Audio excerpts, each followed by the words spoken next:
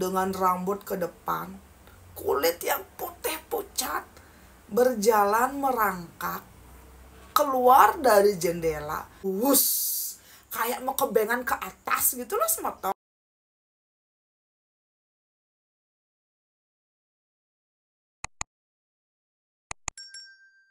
Weh semetan kumpul ya, ngerti jadi dinijak saya. Untuk kalian yang mungkin baru bergabung di channel saya, halo perkenalkan saya Tusenja. Di channel ini saya akan membagikan kisah nyata yang pernah dialami langsung oleh narasumber saya. Jadi untuk kalian yang mungkin baru bergabung, boleh minta like dan juga subscribe-nya, dan sekedar mengingatkan. Semua privasi akan saya samarkan karena saya tidak mau nanti ada pihak-pihak yang merasa dirugikan. Jadi narasumber saya hari ini kita sebut saja namanya Blikadek. Dia ini adalah anak kedua dari 4 bersaudara, dan ketika di tahun 2013, Blikadek ini baru saja tamat SMA. Dia ini berasal dari keluarga yang biasa-biasa saja, dan ketika itu dia sadar semetong. Kalaupun dia ingin melanjutkan pendidikan, dia masih punya 2 adik yang perlu disekolahkan, dan tidak mungkin orang tuanya akan kuat menanggung biaya pendidikannya ini. Dan ketika itu ya, saat si Blikadek mengutarakan niatnya ini ingin berkuliah, bapaknya Blikadek bilang, kalau memang Blikadek benar-benar ingin sekolah, apakah Blikadek mau disekolahkan oleh bos bapaknya ini? Bapaknya Blikadek adalah sopir truk, dan bosnya ini memang berasal dari kota tetangga.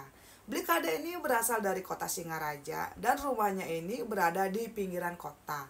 Nah, karena mendengar peluang yang sangat luar biasa ini, tanpa babi bu Blikadek pun mengiyakan, dan 2 minggu setelah itu, Blikadek diantarkan oleh bapaknya datang ke sebuah tempat, dan tempat ini tuh benar-benar berada di pelosok. Tapi sebetulnya walaupun rumah ini berada di pelosok, itu tuh benar-benar mewah. Di dalamnya ada banyak mobil, ada banyak sepeda motor, dan juga ada banyak sekali binatang-binatang yang harganya itu sangat mahal. Dan ketika si Blikadek ini diperkenalkan yang pada si punya rumah, dia benar-benar heran semetong. Ternyata ibu dan juga bapak bosnya si Blikadek umurnya itu sekitar 20 tahun lebih tua daripada Blikadek. Tapi penampilan mereka masih sangat kencang semetong. Ibu dan bapak bos ini kita sebut saja Budek dan Pak Dek. Mereka ini adalah pasangan suami istri yang sangat sukses, punya bisnis di mana-mana, dan terkenal sangat baik. Mereka ini punya 4 anak laki-laki yang semuanya sudah berkeluarga dan sudah punya rumah masing-masing. Dan di rumah itu ya, Blikadek ini akhirnya tinggal bersama dengan 3 ART berikut dengan Bu Made dan Pak Made. Ketiga ART ini mereka sudah menikah, dan memang ART ini tinggal di sana berikut dengan pasangan mereka masing-masing. Nah, setelah Blikadek tinggal di sana, Blikadek ini diwajibkan setiap hari bangun jam 4 pagi. Harus mau pergi berbelanja untuk kebutuhan dapur ke pasar. Dan ketika datang dari pasar ini, Blikadek ditugaskan untuk merawat dan juga memberi makan semua binatang ternak, semua binatang yang memang dipunyai oleh si Pak Bos. Dan setelah itu semeton, Blikadek akan pergi ke sekolah untuk menuntut ilmu. Dan ketika pulang dari sekolah ini ya, Blikadek diwajibkan lagi untuk membersihkan rumah, membantu ketiga ART yang tinggal di sana. Dari awal tinggal di sana, Blikadek merasa sangat senang semeton dan juga sangat betah. Karena semua penghuni di rumah itu benar-benar baik, dan juga seolah-olah benar-benar merangkul dan juga menerima kedatangannya si Blikadek.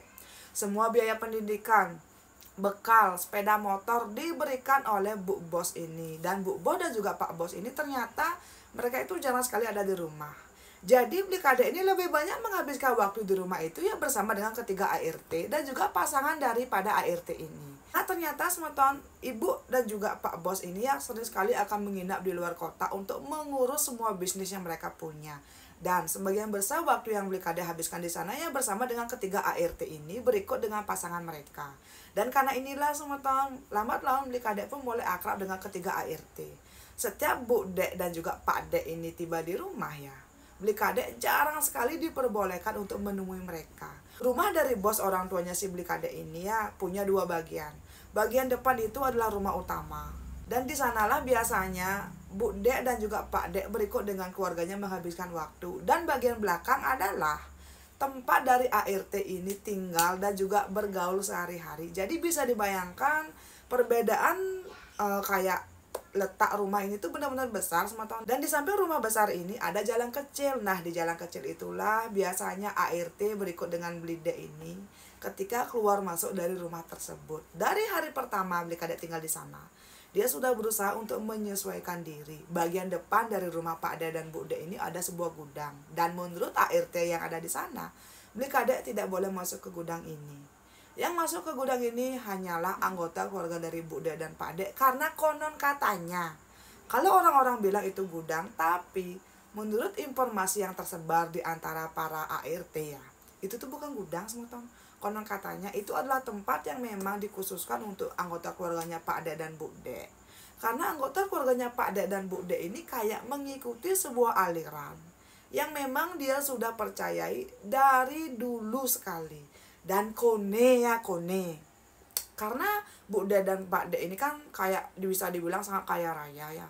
Uang mereka itu berasal dari sosok yang memang disemayamkan di gudang ini. Dan karena itulah tidak boleh ada yang masuk ke dalam gudang ini kecuali keluarga dari si Bu De dan Pak De suatu hari. Karena Beli Kade ini sangat kepo. Dia tuh benar-benar berpikir, bener nggak sih gudang ini tuh kayak menyimpan makhluk yang benar-benar menyeramkan seperti gosip yang beredar. Ketika itu ya Pak De dan Bu De bilang kepada ART dan juga Beli Kade, kalau mereka ini akan pergi selama 3 hari dan pulang di hari keempat. Karena mereka itu akan mengecek restoran yang ada di daerah Kota Denpasar. Di sore itu, semua ART sedang pergi keluar karena memang ada kegiatan mereka. Dan itu memang waktunya mereka libur. Dan Beli Kade sendirian di rumah bosnya. Nah, semuton, semua kunci dipegang oleh Beli Kade. Dan diam-diam, Beli Kade membuka pagar pembatas rumah utama dan juga rumah belakang. Dan masuk ke gudang yang memang selama ini dirumorkan oleh ART yang ada di sana. Nah, menurut Beli Kade, dari luar ini tuh terlihat seperti bangunan biasa. Tapi saat Beli Kade ini mengintip ke jendela kaca yang memang ada di samping pintu kiri dan kanannya, di dalamnya itu tuh kayak ada sebuah korden hitam yang menutupi bagian dalam kamar ini.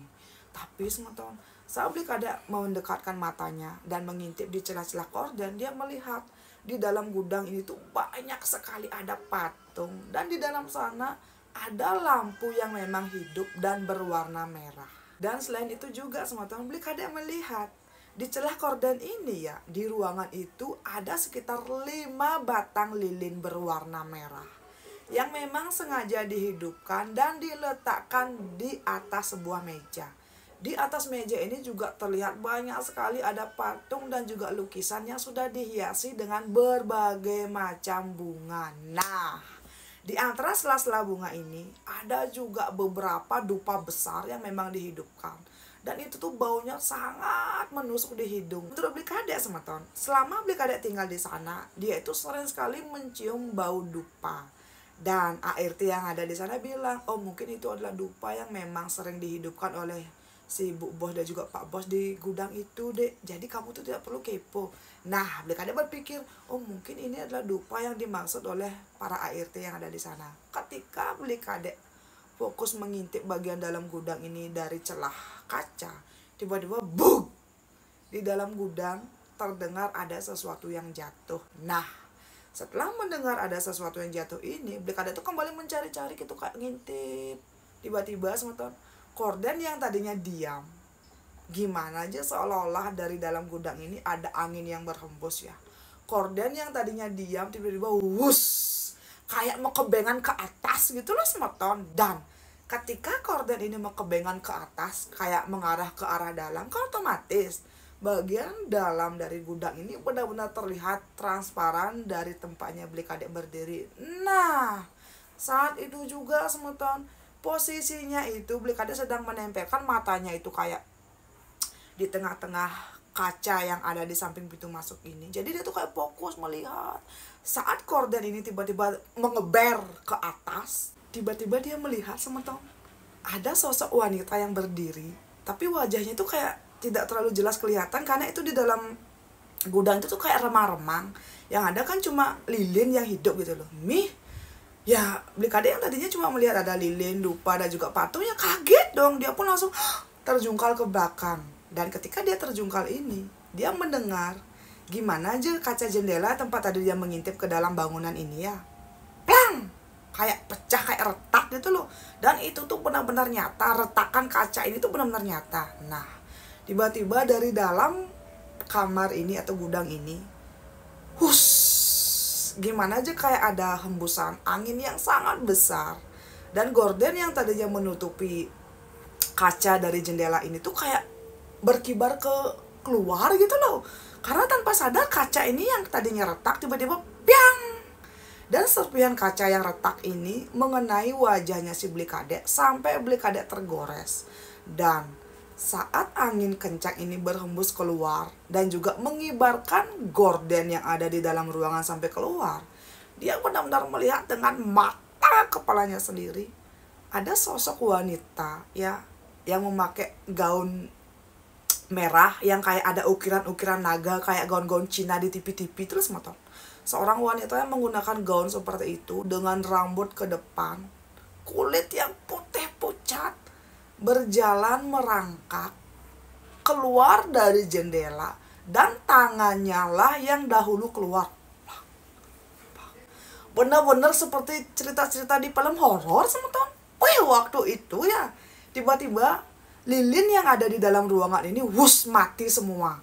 Dan otomatis dong di dalam ruangan ini tidak terlihat apapun. Di tempat si Blikadek ini terjatuh, dia masih memandangi si wanita ini yang merangkak keluar dari arah jendela yang kacanya sudah pecah ya. Tiba-tiba si wanita ini langsung blak mendarat di atasnya si Blikadek. Dan mulut si wanita ini mengeluarkan cairan hitam yang itu tuh benar-benar lengket dan baunya benar-benar boom, kok gini gitu loh. Dan saat itu Blikadek berteriak sekuat-kuatnya, tapi seperti biasa ternyata itu cumalah mimpi.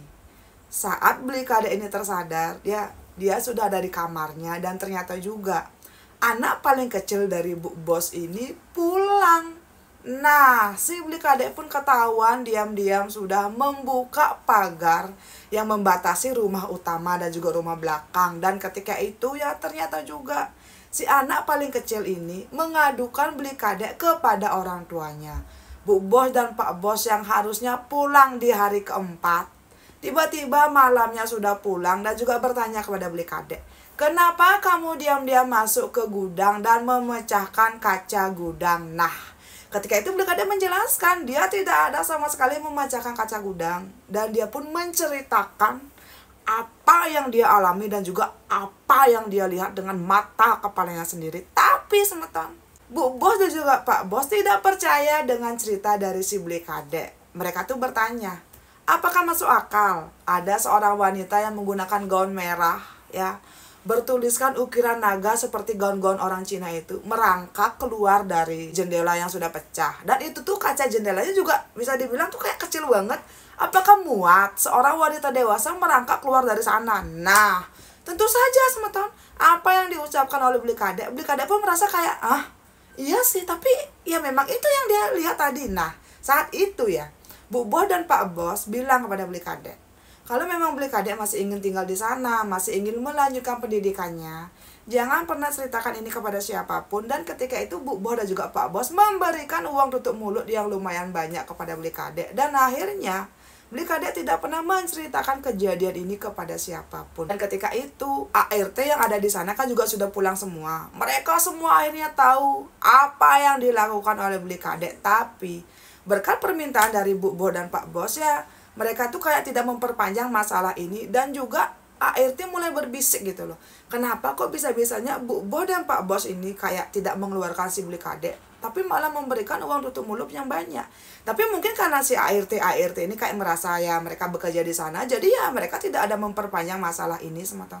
Nah, setelah kejadian ini, perlakuan Bu Bos dan Pak Bos kepada si Blikadek semakin menjadi-jadi. Sekarang si Blikadek ini benar-benar diberikan semuanya sematan. Apapun itu, biaya pendidikan, biaya untuk melali, untuk skincare, untuk bajunya Blikadek diberikan oleh Bu Bos dan Pak Bos. Dan ketika itu ya, mereka bilang, apakah si Blikadek ini mau menikah dengan ponakan mereka?